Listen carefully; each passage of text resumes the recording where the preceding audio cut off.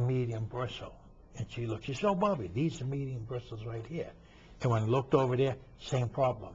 They were all different colors, shapes, size, different heads on them. I had no idea what that meant, or what they did, or even how to use it. All right. She just grabs one for me. Now we go and buy overalls. I wear scrubs for years and years and years. All right. I can't pick out overalls. My brother said, hey, Bobby, just grab 2 pair. And there's just like, looks like millions of pairs of overalls. And I just told my brother, Louis, 40 waist, 30 leg. I don't care what they look like, just grab them. All right? I didn't know how to do that. In a supermarket, I would walk down the aisle and I would end up with a basket full of food. No relationship to one another. I bought food like, oh, I could eat that. I could eat that. Like that. I could eat that. Get home, you can't make anything. And you can't make anything because they took that away from me.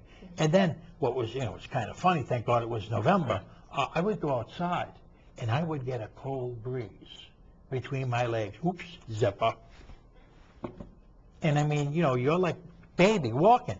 I mean, I hadn't used a zipper for so many, I just put a pair of pants on that you pull up. I put my pants on, pull them up, put the belt on it, and I forget the zipper. I mean, that was a source of total embarrassment. Like, oh, how can you forget that? And thank God it was cold weather, because every time I stepped out like that, I got noticed, right? Buying a wallet, the wallet I got in my pocket right now. I got out in 2003. I went into Filene's basement. There was a whole bunch of wallets, and I just grabbed one. I just couldn't make any heads or tails with, because I never used wallets inside of a prison. I just grabbed one. Panic attacks. In a prison, you got a space, right? You keep individuals a certain distance away from you because some of these people in there are very dangerous, right? It's a self-preservation pattern. You stand at a train and the door opens up and suddenly you are surrounded by people. Boom, instant panic attack, And it was difficult, the adjustment. Now, in Boston, the main street in town was Washington Street, Boylston Street, and Essex all met. This was the old combat zone. I knew where I was, but all 4 corners were all brand new buildings. I knew who I was, but I didn't recognize anything.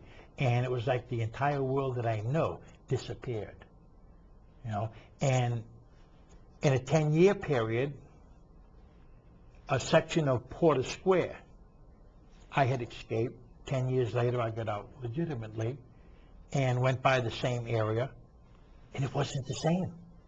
In just a 10-year period, everything changed.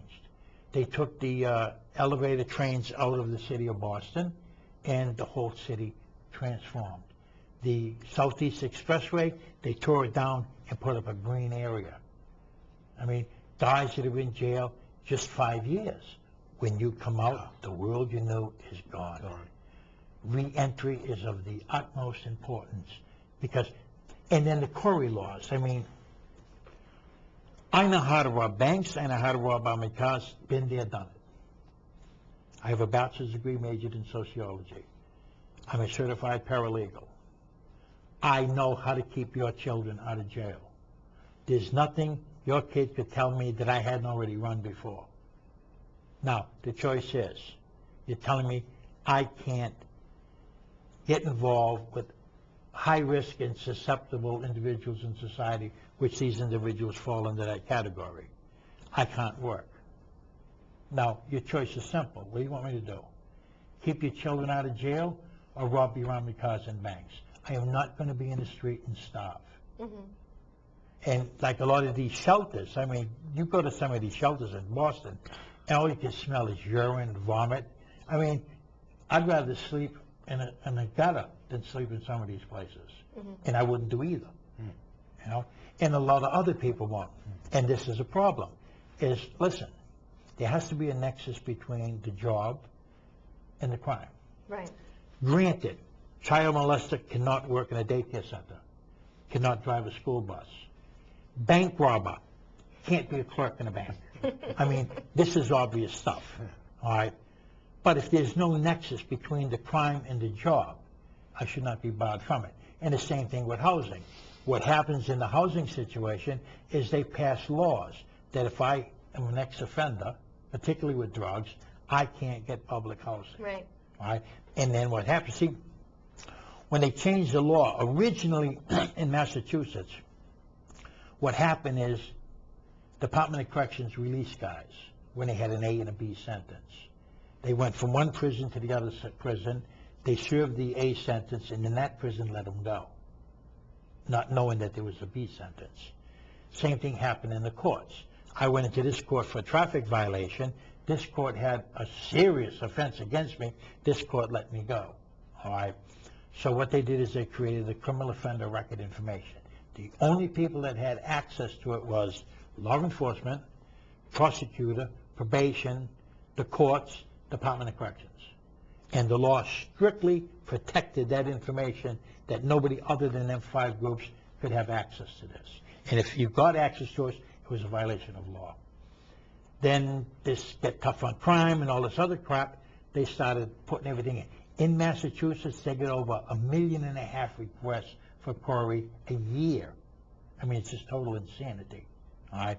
Now, what happens is the housing authority, if they weren't by law required to do a Corey check, if they gave me housing, I raped or plundered, whatever, they couldn't get sued.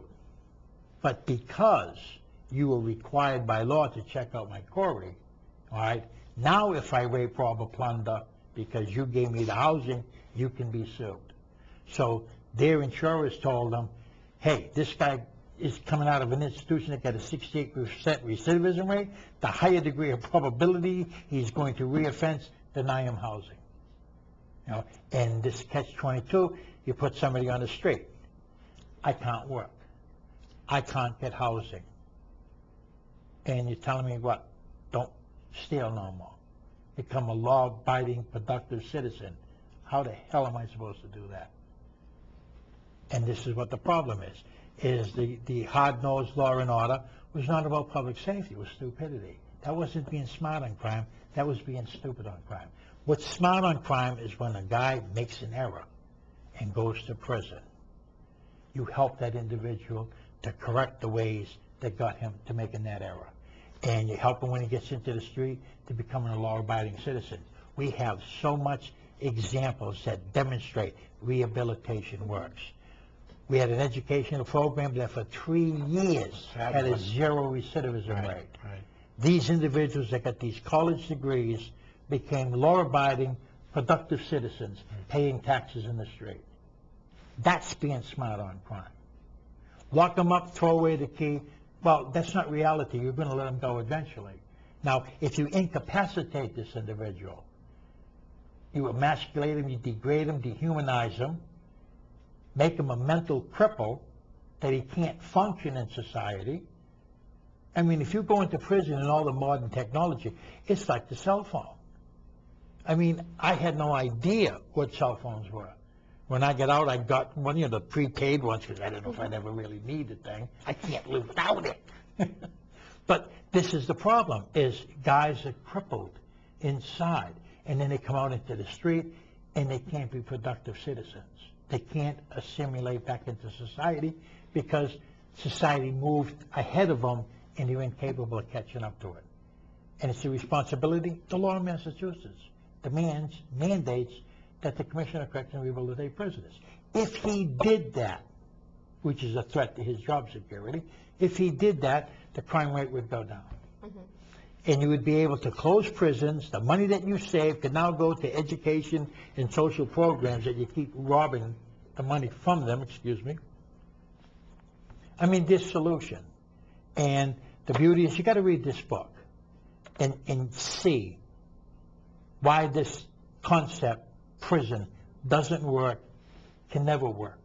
We have to abolish prisons. Okay, devil's advocate again. How much did you pay for that degree? In what terms? Money. Out of my pocket, nothing. Devil's advocate, I can't afford a bachelor's degree. Why, as a taxpayer, should I be giving someone who's offended society a free education that I can't get for myself?